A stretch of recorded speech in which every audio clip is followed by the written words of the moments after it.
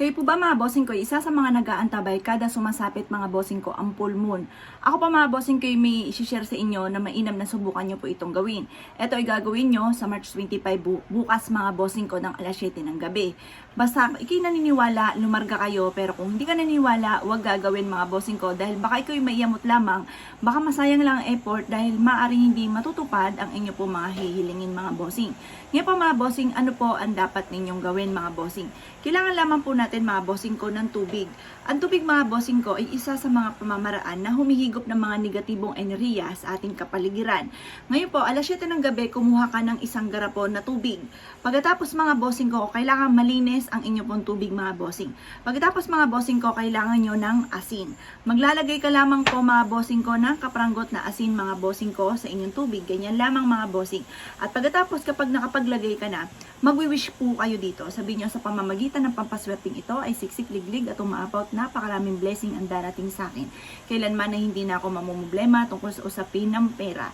Yayaman ako at magiging matagumpay. Walang masamang mangarap mga bossing ko, lalo-lalo na kung ikaw naman ay masipag, madiskarte at hindi nakakalimot magdasal at pagkatapos ay hindi ka nakakalimot na gumawa ng ganitong mga pamamaraan. Subok na po ito mga bossing, proven po ito na napakaswerte.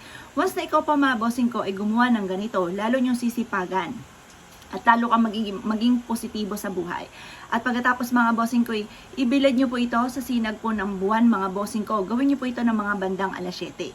Kukunin nyo po ang tubig na ito, hayaan nyo siyang mabilad sa sinag po ng buwan. Ngayon po mga bossing ko, kunin nyo po siya at ilagay nyo po siya mga bossing ko sa likod ng pintuan ng inyo pong main door or bago pumasok ng inyo pong main door or pwede rin ito sa ilalim ng inyo pong higaan. Makalipas ang isang linggo mga bossing ko, itapon nyo po ang tubig at kung gusto nyo po muling ulitin sa pamamagitan naman ng sinag ng araw ay pwede naman po mga bossing. Basta panitaliing malinis mga bossing. Ang bawat tapon po nito mga bossing ko, tinatapon nyo ang mga negatibong enerhiya, ang mga kamalasan sa loob ng inyong puntahanan. Yan po mga bossing ko ay humihigop ng negatibong enerhiya at nagbibigay po yan ng swerte. Kapag naman po sa, halimbawa, tinapon nyo na yung ginamit nyo sa full moon, gagawin nyo po ito ng Tuesday or Friday or kaya kapag hindi ka busy. Ngayon po mga bossing ko, gawin nyo ito ng alas 7 ng umaga. At pagkatapos mga bossing ko, ibilad nyo ito sa sinag ng araw hanggang alas 8.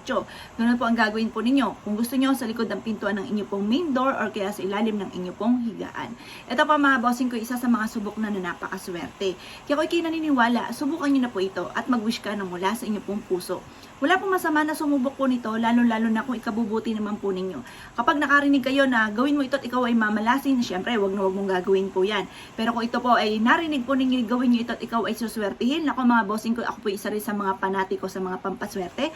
At wala naman po masama mga bossing ko at tunay naman talagang sinuwerte mga bossing.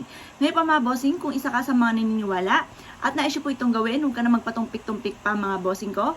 At ito po ay magdudulot sa inyo po ng swerte. Kaya kung kayo paniniwala mga bossing at gagawin niyo po ito, good luck po sa po lahat.